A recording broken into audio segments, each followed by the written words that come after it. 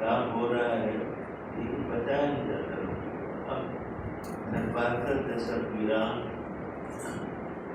دور دراز ریگستانی علاقہ، اس کی جھاڑیاں بھی ایسے لگتا ہے سوکھی ہوئی ہیں، اور اس کے جو درخت ہیں نا وہ سب اونٹ اپنی گردنوں اونچی کر کر کے کھاتے رہتے ہیں. تو نہ اونچے درخت محفوظ ہیں نہ نیچی جھاڑیاں کو بکریاں کھائی. لیکن ایک دماغ کسی نے کیا ہے جس نے بھی کہا ہے جیتا ہے، بہترین سڑکیں بنا نرپاکر میں لاجواب سڑکوں کا تعلق چاہیے. اس کو تعلق طور پر تیرتے چلے جائے، اس کے دونوں کنارے پختہ تاکہ اچھی مٹی جو سڑکوں پر یہ کام ہو رہا ہے. پھر یہ ہے کہ ان کے جو گاؤں ہیں آپ نے دیکھے ہوئے تو نہیں دونوں چھپر گول دیواریں بنا کے دونوں چھپر وہ شاید ہر گاؤں میں وہی بنی ہے. لیکن اس کے برابر پہلو میں ایک جدید عمارت کھڑی ہے جس کے اندر 140 سے 150 بچے. ہم وہاں کھڑے کچھ بچے آ گئے اور ہم لوگوں سے باتیں کرنے لگے. گاؤں کے بچے، دیہاتی بچے. میرے ایک ساتھی سے ایک بچے نے پوچھا واٹ از یور نیم، میرے ساتھی نے نام بتایا. پھر بچہ بولا واٹ از یور فادر.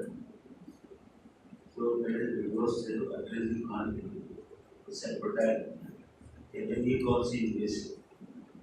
میں نے ان سے کہا کہ بات ہوئی معاف کیجیے گرامر کے لحاظ سے یہ بالکل وسیع واٹ از یور فادر. تو گھر کا بچہ ہم پوچھ کے حیران کر گیا واٹ از یور فادر. تعلیم پہنچے گی تو انقلاب آئے گا، انقلاب آئے گا تو اچھا ہی اچھی بن آئے گا. میں یہ مانتا ہوں تاریخ کی کمی اور جہالت بڑا سبب ہے ہماری پسماندگی کا. لیکن وقت بدل رہا ہے.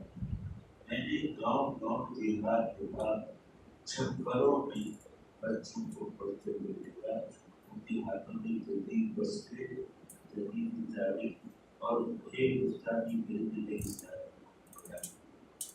میں نے کربو کے کچے کے علاقے میں ایک اسکول دیکھا، لڑکیوں کا اسکول، جس میں پڑھنے والی لڑکیوں کی عمریں 16 اور 17 برس. اور وہ کیا پڑھ رہی تھی؟ الف سے انداز کیسے بڑھتی کیسے پڑھتا. اب ان کی تعلیم شروع ہوئی. ان کے ماں باپ نے این جی او سے کہا کہ ہماری لڑکی کو روڈ کوٹ کے پڑھنے تو ہماری لڑکیوں کو پڑھو. یہ انقلاب ہے، یہ پہلی علامت ہے انقلاب. تم ہماری لڑکیوں کو پڑھاؤ.